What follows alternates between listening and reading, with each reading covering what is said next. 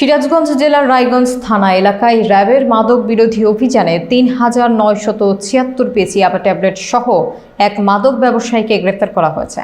আজ সকালে এক সংবাদ বিজ্ঞপ্তির মাধ্যমে বিষয়টি নিশ্চিত করেন র্যাব ১২-এর সিনিয়র সহকারী পুলিশ সুপার মোহাম্মদ ওসমান গনি। বিস্তারিত দেখুন হেলাল আহমেদ ইহসানের প্রতিবেদনে।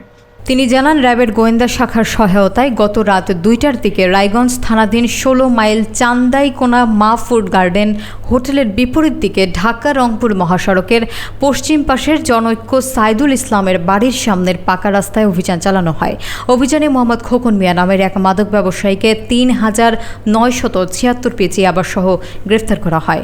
অভিযান চলাকালে আসামির কাছ থেকে মাদকদ্রব্য বিক্রয়ের কাজে ব্যবহৃত একটি মোবাইল ফোন এবং নগদ ৬,১২৫ টাকা জব্দ করা হয়। প্রাথমিক জিজ্ঞাসাবাদে খোকন মিয়া স্বীকার করেন যে তিনি দীর্ঘদিন ধরে বিভিন্ন জেলায় ইয়াবা ট্যাবলেট ক্রয় বিক্রয় করে আসছিলেন। গ্রেফতারকৃত আসামির বিরুদ্ধে রায়গঞ্জ থানায় মাদকদ্রব্য নিয়ন্ত্রণ আইনে মামলা দায়ের করা হয়েছে বলে জানিয়েছেন র্যাব।